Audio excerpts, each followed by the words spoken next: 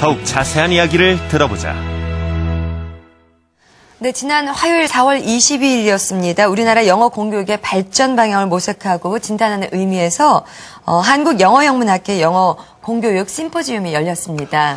네, 영어 공교육에 대한 여러 가지 포인트가 심도 있게 논의가 됐는데요. 그날 토론에 참가하신 두 분 교수님을 이 자리에 모셨습니다. 네, 먼저 숭실대학교 영어영문학과 박준원 교수님 나오셨습니다. 어서 오세요. 네, 안녕하십니까?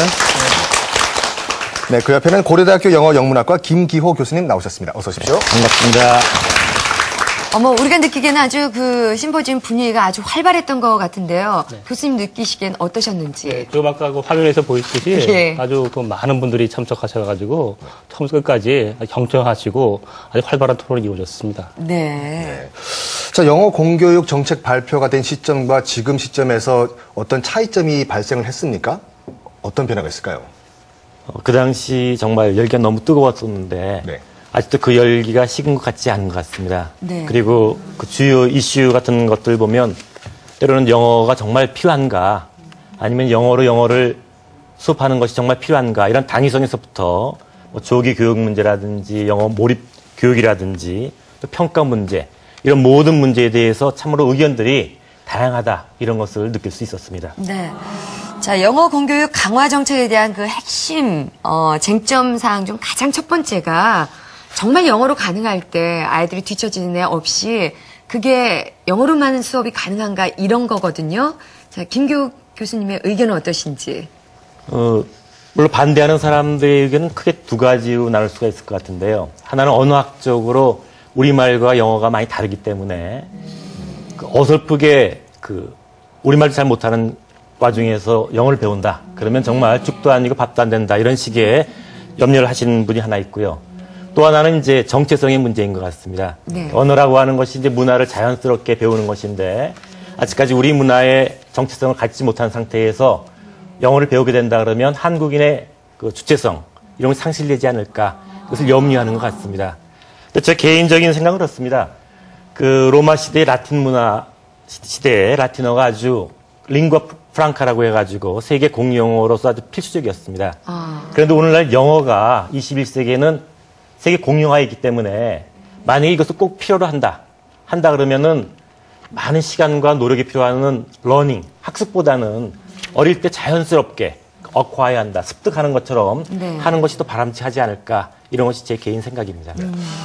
일단 영어 과목을 제 개인적인 생각에서는 사교육보다 공교육이 책임을 져야 된다고 생각을 하는데 그러면 공교육에서 언제부터 영어 교육을 학생들에게 실시하는 것이 가장 바람직하다고 생각하십니까, 교수님?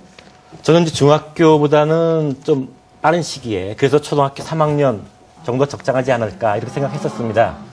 그리고 1학년 때는 아무래도 언어의 정체성이라든지 주체성 문제 때문에 조금 너무 이르다 이렇게 생각했는데 제가 2005년도에 핀란드 헬싱키에 열렸던 학회에 참석했었습니다. 주제가 대학에서의 이중, 다중 언어 교육, 도전과 전망이라는 그 학술대회였는데 거기에 참석하고 나서는 제가 생각이 바뀌었습니다. 그래서 가급적이면은 일찍 또 여건이 허락된다 그러면 1학년 때부터 시작하는 것이 낫지 않을까 이렇게 생각이 바뀌었습니다. 네. 그에 따라서 한정현 교수님의 의견은 어떠세요?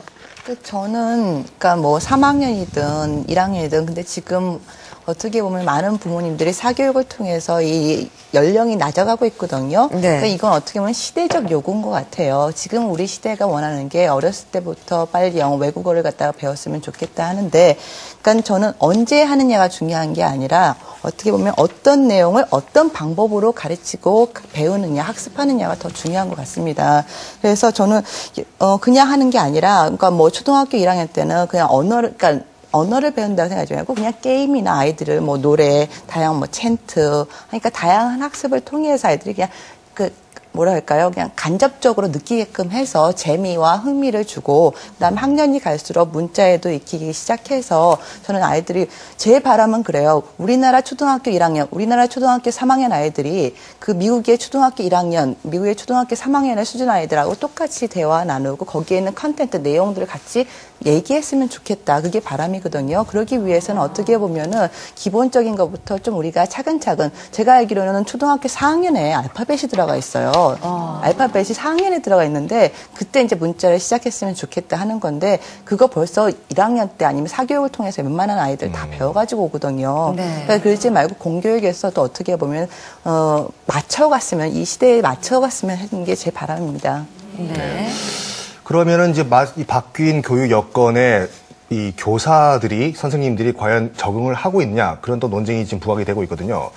그래서 또 나오는 얘기가 바로 교사들의 연수 문제인데, 네. 우리 박준영 교수님께서는 이 바뀐 교육 여건에서의 교사 연수 어떻게 생각을 하고 계십니까?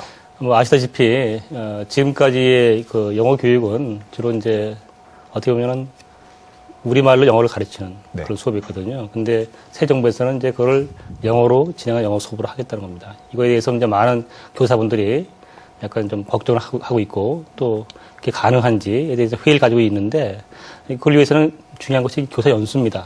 연수인데 그래서 이를 위해서 정부에서도 좀 강력하게 한 6개월 정도의 장기 연수를 기획하고 있습니다. 국내 연수인데. 근데 제가 이제 강조하고 싶은 말씀은 그 연수라는 것은 단순히 이 교사분들의 영어 사용 능력을 증가시켜주는 것도 있지만은 우리나라 현실에 맞게 교육 여건에 맞는 그 교수법을 좀 학습하고 또 단순히 학습하는 데 그치지 않고 그것을 교사분들이 시장에 옮길 수 있는 그런 프로그램들이 개발될 것 같습니다. 그래서 한 6개월 정도의 교사 연수를 마치면 곧바로 교육 현장에 투입돼서 정말 영어로 수업이 가능한 그러한 프로그램이 될 수 있도록 해줘야겠죠. 네. 네. 근데 어떤 분야에 뛰어난 사람이 네. 뛰어난 선생님이 된다는 것은 꼭 안 맞을 때도 있거든요. 그렇죠. 잘하는 사람이 꼭 잘 가르치는 건 아니에요.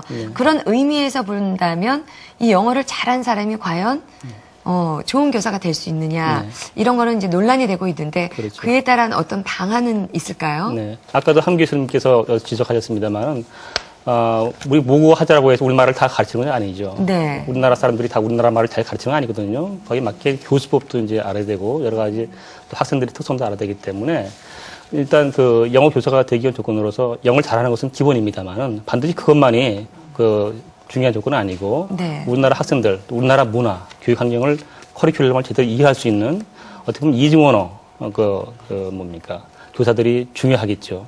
그래서 지금 현재 원어민 교사들도 많이 들어와 있습니다. 그리고 2010년까지 정부에서 3,000명 정도의 원어민을 유지한다고 하는데 그것도 중요하겠습니다만은 더욱 중요한 것은 우리나라 교사분들의 그런 영어 교수 능력을 향상시켜서 이분들이 주도적으로 우리나라 학생들을 가르치는 것이 중요합니다. 네.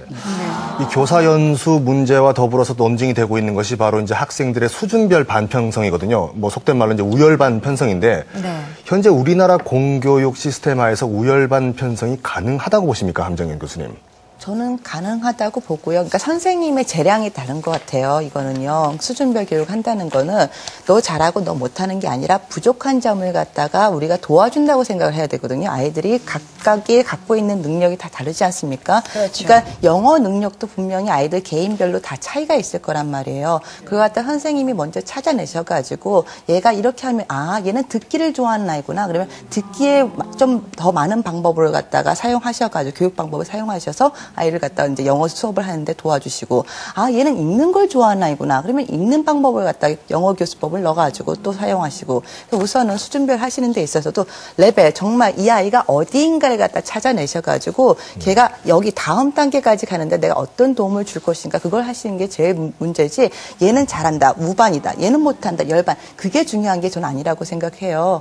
지금 이건 언어거든요. 이건 지금 우리가 공부해야지 해서 되는 게 아니라 어떻게 보면 아까 기술을 배운다 했잖아요. 조그만 테크닉만 주면 아이들이 그러니까 아까 재미만 흥미만 주면 아이들이 우리 아까 뭐 논산에 있는 아이들도 그렇고 이렇게 오성 아까 초등학교인가요?